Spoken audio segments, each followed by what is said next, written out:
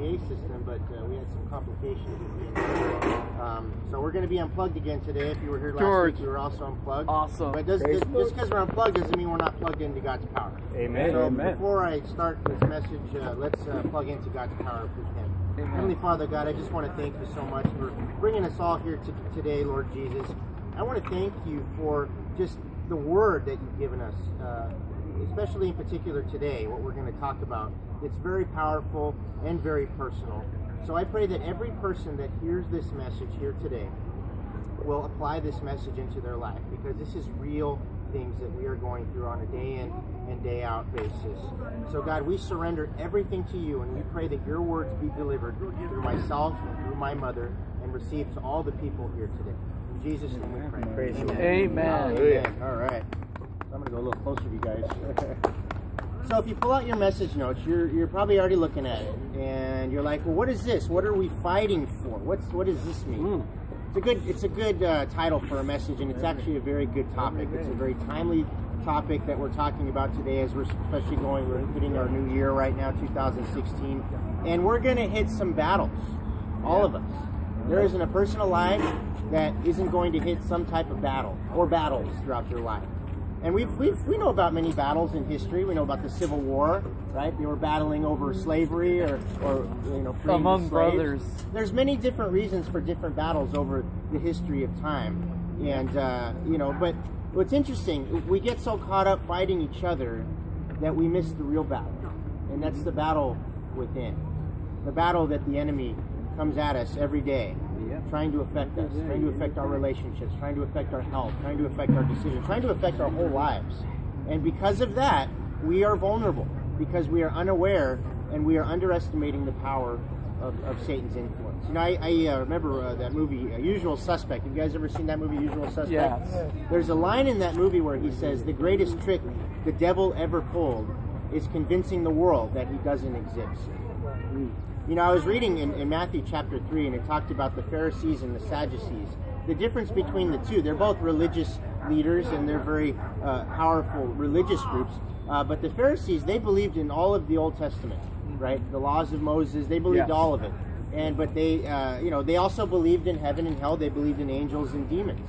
Whereas the Sadducees didn't. They didn't believe in the angels and demons. Actually, the Sadducees only believed in the book of Genesis and Deuteronomy. Those are the only two books they believed. But they didn't believe in angels and demons. But why did the Pharisees, what did they get wrong? What did they get wrong? Well, they didn't have humility. They started to let the law get into their head, and they started to become very prideful people. Even though they believed in angels and demons, they didn't know the effect that Satan was having on them. And as a result, they lost their salvation because of it.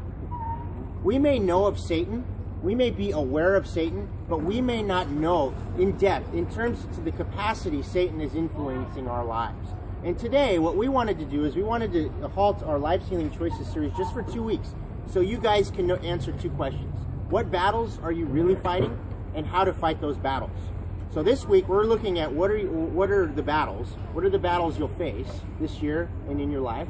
And next week, we're going to look at how to win the battles, the weapons that we can use, that God provides us with to winning the battles. Now, I want you to think of this question. Anything that's important in your life is worth fighting for. Anything that you feel is really, truly important. Maybe you die for it, and it's worth fighting for. Whether it be your marriage, your kids, your health, whatever it may be, whatever that is, I want you to keep that in your mind for the duration of this message, because I want you guys to really learn to apply what we're teaching you today to that particular area or areas of your life. Now, if you look at Timothy 6:12a, it says, fight the good fight of faith. Fight the good fight of faith. You know, it's funny, when I hear that word fight, I think of instantly Rocky. You know, the Rocky movies. You guys remember the Rocky movies? I can basically go through Rocky 1 through 7 and tell you what Rocky was fighting for each one. Do you want me to do a real quick snapshot of each one? Okay, Rocky 1. He's fighting for his value. Right, exactly. He's fighting for his value. He's fighting for, that he wasn't, that he had more to offer the world. And he was probably in his early 30s, right? Yeah. In the first Rocky. And then he comes across Apollo Creed. Apollo Creed is the champion, overwhelming odds. The man. And he was feeling, inferior to him. So he was fighting inferiority, right, in Rocky 1. Rocky 2, he actually had a good fight in Rocky 1 with Apollo, right? So Rocky 2, he's not only fighting for his family because his wife was pregnant, he's fighting to provide for his family. He's also trying to basically fight and prove that the first fight wasn't a fluke.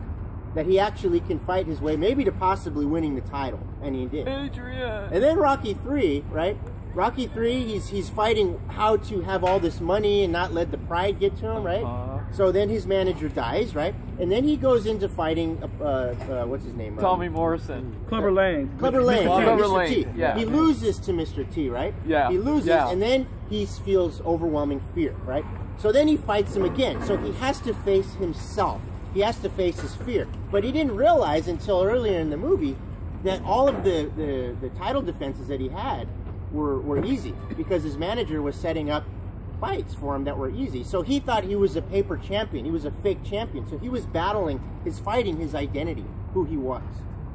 And then 4, his friend dies to an opponent.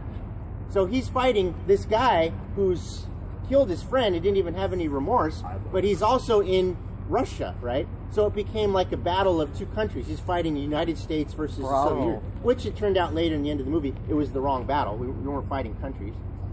And then we get to 5. He has health issues.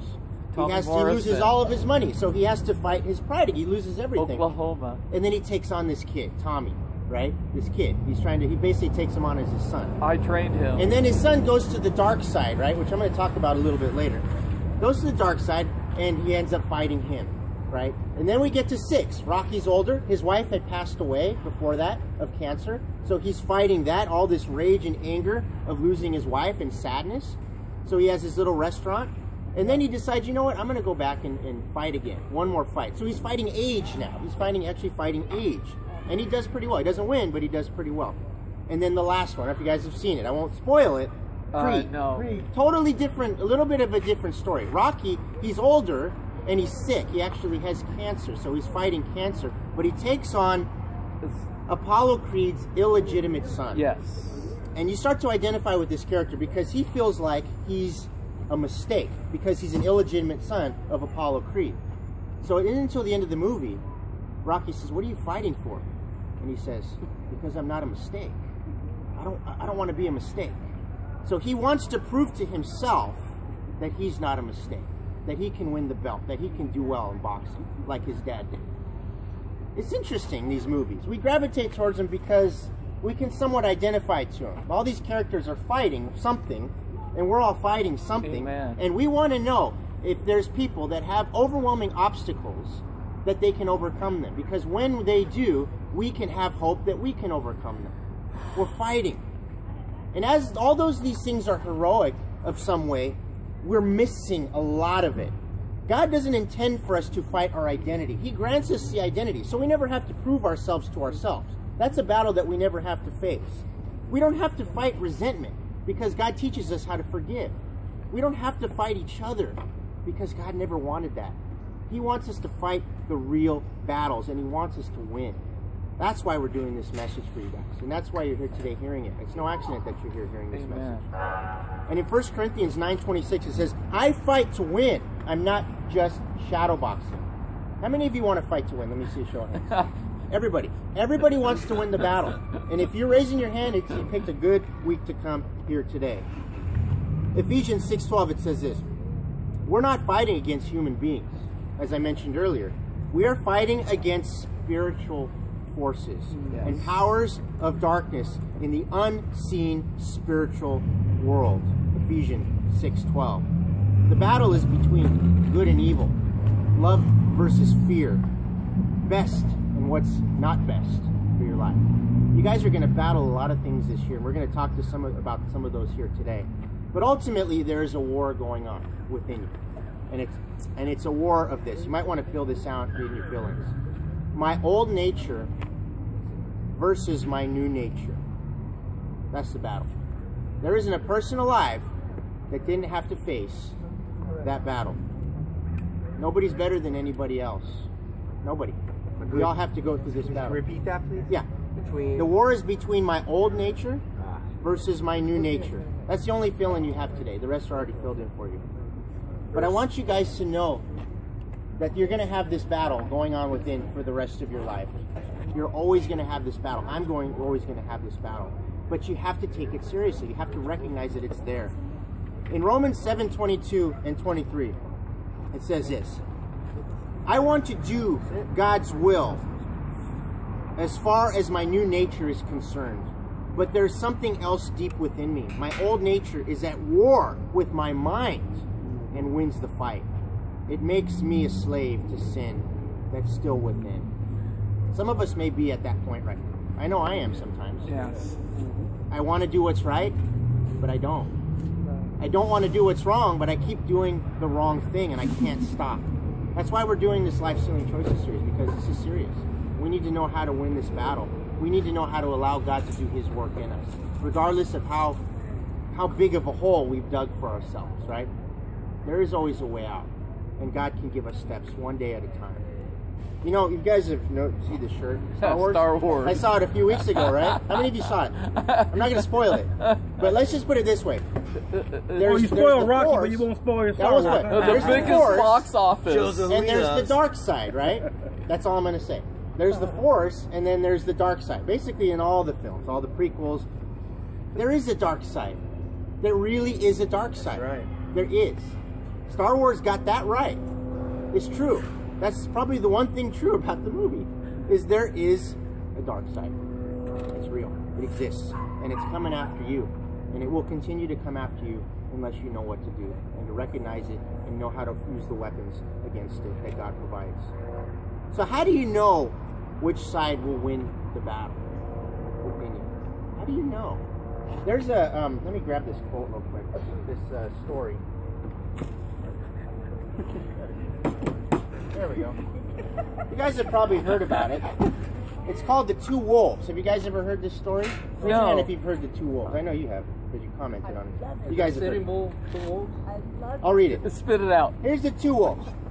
It says, one evening, an old Cherokee took his grandson talked to him about a battle that goes on inside us, inside people. This is what he said. My son, the battle is between two wolves inside us all. One is evil.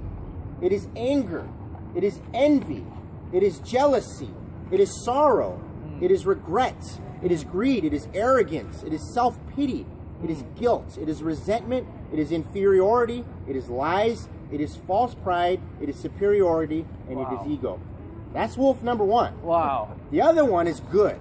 It is joy, peace, love, hope, serenity, humility, kindness, benevolence, empathy, generosity, truth, compassion, and faith. So the grandson thought about that. He's like, okay, thought about it for a minute, and then asked his grandfather, which wolf wins? You know what he said? His old Cherokee said this. Simply replied, the one you feed. The one you feed. Yeah. The one you feed. It's a Native American Cherokee story. It's been around for a while. Yes. It's a good story, right? Oklahoma. You know, the truth of the matter is we are feeding the bad wolf, and we don't even know it. It's a subtle thing. Little things we put into our minds. Little things we say on a day in, day out basis. Little decisions that we make, that we compromise what we know is right, but ends up leading us down a bad path. That's the truth. And when you total up all the little decisions that we make that are wrong, it becomes devastating, and it greatly impacts our life. So I'll ask that question to you guys. Which wolf will win inside you? It's a question that you must ask yourself and answer very boldly and courageously. If you want the good wolf to win, then you got to take it seriously. You got to take it seriously. So I want to challenge you guys to answer that question within. Answer that question to yourself. And if you make the right choice and answer the good wolf, then you got to turn to God. You got to pray to God. And we're going to give you the weapons and the things that next week, so don't miss next week. If you're serious about making that change and having that good wolf win within you, come next week, because we're going to give you some great tools on how to fight this battle. Because you can't fight it by yourself. You can't. You just can't fight it. I can't fight this battle alone. No. You can't. We can't. So there's 3 battles that we'll face. There's more than this, but these are the main 3 ones that we want to talk about here today. I'm going to talk about the first battle, and then my mom is going to talk about the other 2 battles And then at the end, we're going to have an application, a challenge for you guys to do to prepare you for next week. Also for the share groups. If this is a time where you haven't joined the share group, the men or women share group, today is the day to do it. Because we're going to apply what we learned here today and talk about this in our share group specifically, okay? So, men, actually, Iron Man, stand up real quick. We have 3 of them that are here. 4 of them, actually. Yeah, he's joining today. Right. Any other men? Even, George, come and join our group today. Because the more men, the better. We can learn together. Marco, yeah, so we got a good 5 or 6 guys. Marco, so we also have a women's group. Even if you're volunteering today, or if you're coming here and you haven't joined our women's share, today is the day to join it. We got Jenna who's leading it. My mom will be there, maybe Nancy, I'm not sure. And then in the back there. So we want to have at least 4 or 5 women in the group in the women's share. Amen. So we can make the most of this, what we're talking about here today. Okay. So battle number 1.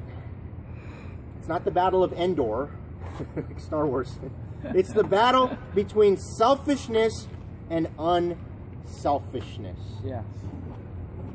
Gosh, guys, it's so easy to be selfish. It seems like it's enrooted in me. Mm-hmm. And when I was born, I was born selfish, crying, wanting this and that, right? It's enrooted. It's our nature to be selfish. But we fail to see the benefits, even as adults, the benefits of being unselfish. And there's 2, if you want to write them down on your notes. The first one is your relationships get a heck of a lot better when you're unselfish. When you're selfish, you're going to clash. You're going to conflict. You're going to have a lot of conflict in your life. So your relationships are going to get better very quickly if you become unselfish.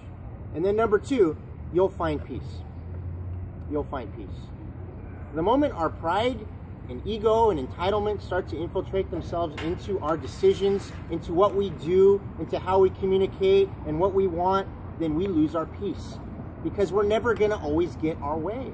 And when we're like babies. When we don't get our way, what do babies do? Cry. They cry, exactly. So just because we're adults doesn't mean we don't cry. We just do it in different ways. We get angry, we get resentful, we sever relationships, we start being passive-aggressive and doing mean things to people. So we argue with each other. This is the world that we live in. All you got to do is turn on CNN or Fox News. They're all arguing about political this and that, disagreeing. And it becomes ugly. It's becoming really ugly. But in James 4, 1 through 2, it says, do you know where the fights or arguments come from? They come from the selfish desires that make war inside you. It starts within. It doesn't start with that person. It starts within both people. Within both people. But you can only have control over you and what's inside you. So once you realize that, it says, then you don't get what you want. You quarrel and you fight. You know what? It was funny. On Friday, I had a little scuffle at work, a little meeting, and it wasn't pretty. It was a very uncomfortable meeting, and I admit I walked into there prideful. I even prayed before I walked into the meeting, and I let my emotions. I'll admit I let them get the better of me, and I didn't word things properly, and But I heard in a movie called The War Room, just because you know how to argue doesn't mean you fight well. Just because you know how to argue doesn't mean you fight well. There's a lot of people that argue very well, but they're fighting the wrong battles. They're not fighting well. Things are falling apart in their lives, and they can't argue their way out of it. It just doesn't work. It just doesn't work. And I love the next verse in Philippians 2, 3 through 4. It says, don't be selfish. I'll repeat. Don't be selfish. That's the first thing you got to do. Don't be selfish, but instead be humble, thinking of others as better than yourself. Don't think about only your own affairs, but be interested in others too, in what they're doing. It's not all about you. You see, when everybody's only concerned about themselves, when you have how many billions of people on this planet, and they're only concerned with themselves, you know what's going to happen? Quarrel, bickering, arguing, fighting. No love, no joy, no peace, just dysfunction. Everybody's isolated, everybody's mad at one another, they're judging each other. It's a very ugly world. And I admit, a lot of people now live that type of lifestyle. They just don't know any better. But for those of you that do know better, it's time to apply that verse. Don't spend the rest of 2016 quarreling or getting prideful or getting selfish. It's time to fight this battle the right way. And the only way to do it is with God. He's got to give you the humility. You might want to write this down on your notes. Increase in humility decrease in conflict. Increase in humility, decrease in conflict. And vice versa. Decrease in humility, increase in conflict. You'll start to have more conflict. You're not getting along with your family. You're not getting along with your friends. You're not getting along with people in your life, your coworkers. You want to reduce the conflict, you got to increase the humility. And you don't always have to be right all the time. I don't always have to be right all the time. As a matter of fact, I'm not right all the time. I'm right I'm wrong a lot of the times. So it's admitting my faults, taking ownership for what I did wrong, taking responsibility, cleaning up my side of the street, so to speak, and then leaving it at that. That's all you can do. There's no relationship worth that. I mean, relationships God intends for us to have. But when our selfishness and pride get in the way, we got to fight for it. What are we fighting for, guys? What are we fighting for? We're fighting to be unselfish. We're fighting enemy's influence on us to be unselfish. It's very, very, very clear. And there's a definition of humility that maybe you guys want to write down. Humility is not thinking less of yourself. It's thinking of yourself less. That's the definition of humility. God commands it.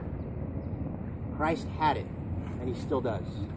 And now it's time for us to start to live like that. And when we do, we will start to see the benefits. As I mentioned earlier, we'll get more peace, and we'll have much stronger relationships.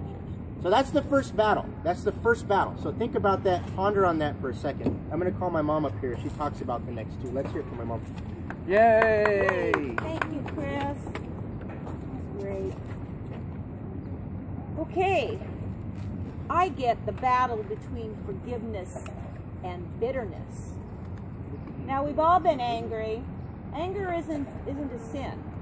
It's how we handle it, what we do with it. We hold on to it.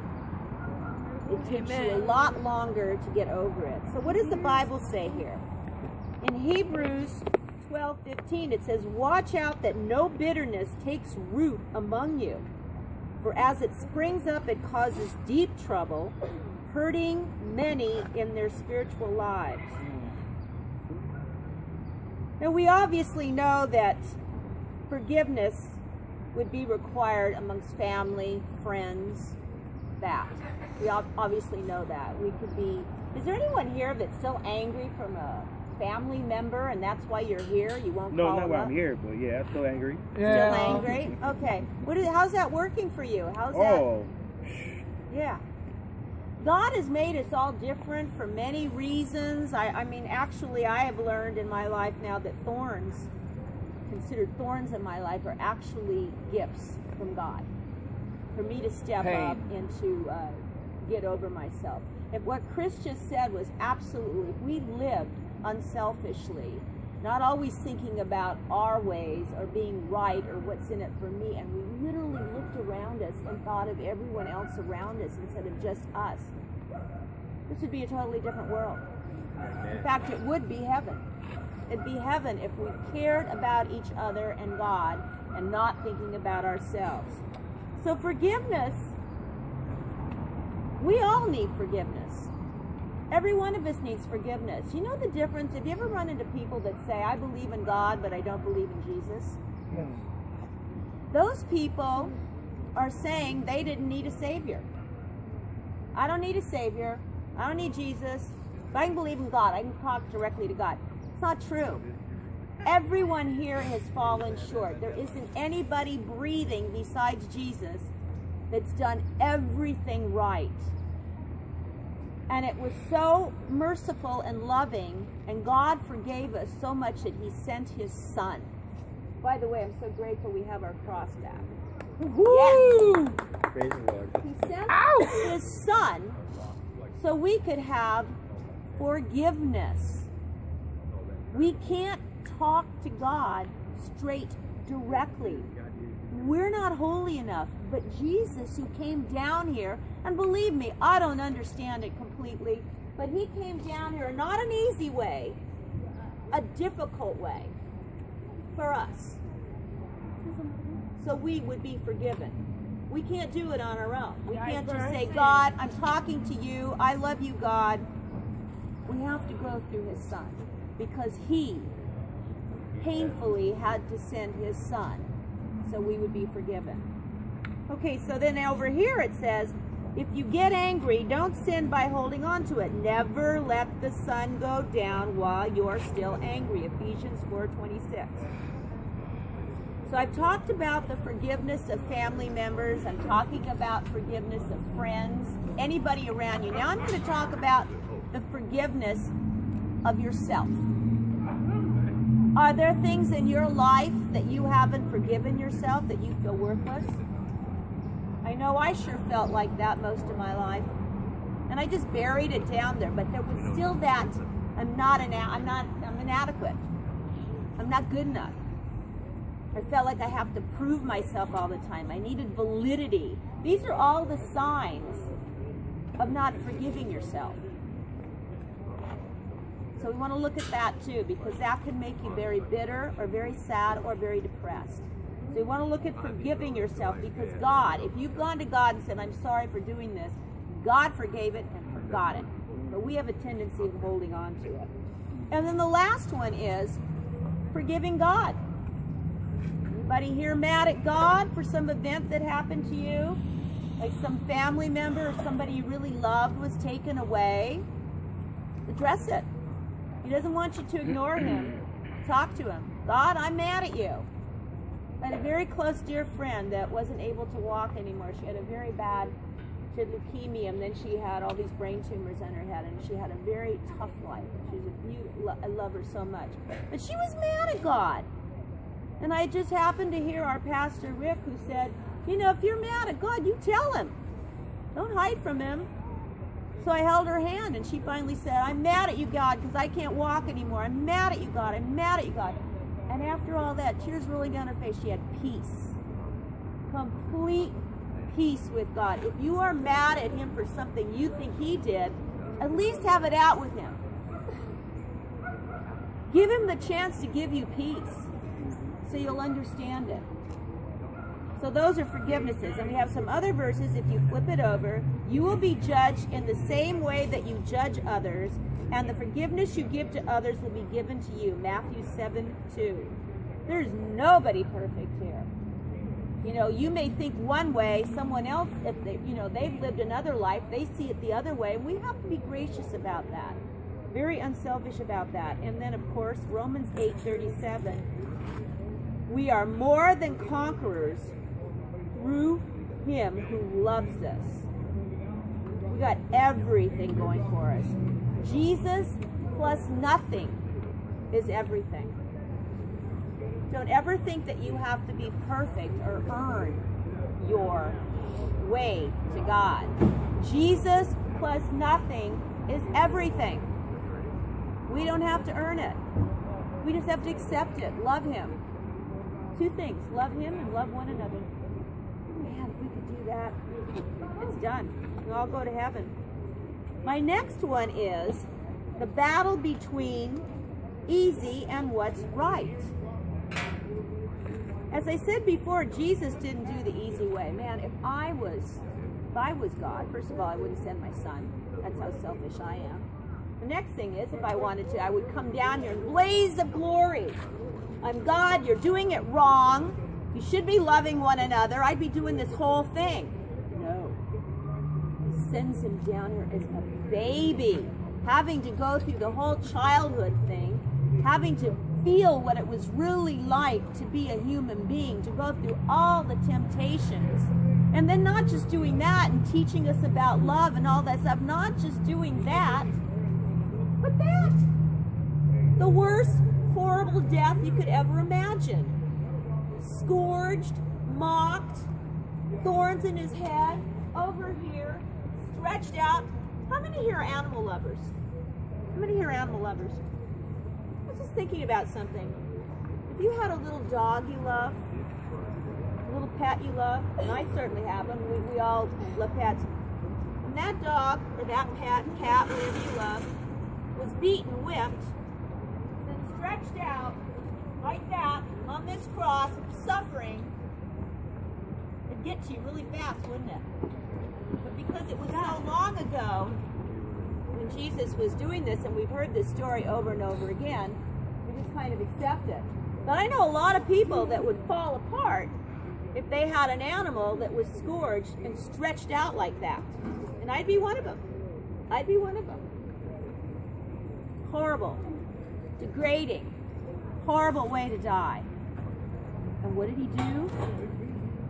He forgave us. Father, forgive them, for they know not what they do. Oh my goodness. That's hard. That's amazing.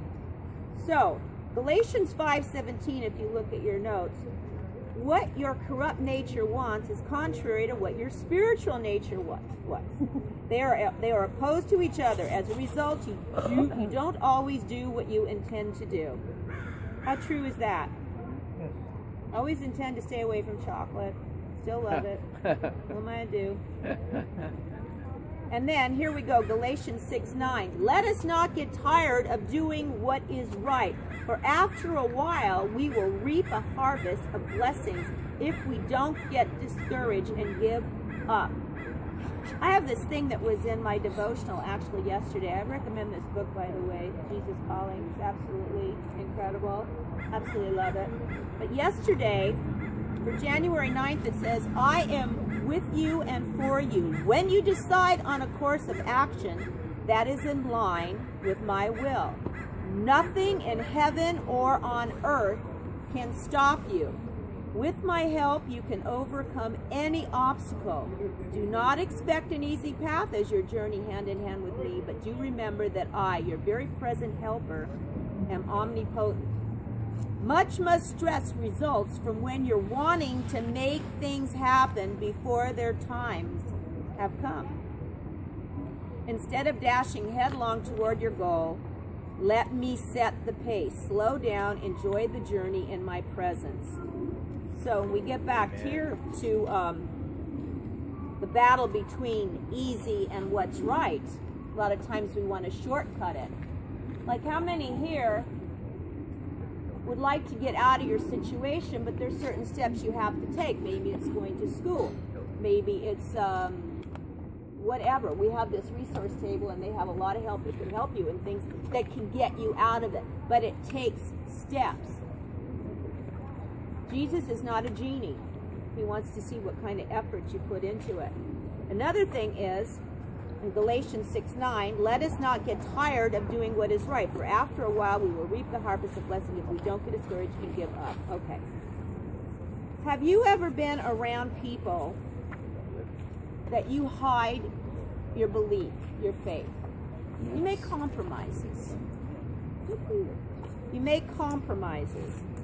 My question for you is your God small and someone in your life bigger? Who's bigger in your life? Okay. So in that case, if you feel that you really should say something or not do something, that would be the road you would take. Is that what you're saying? That is wonderful, because a lot of people can't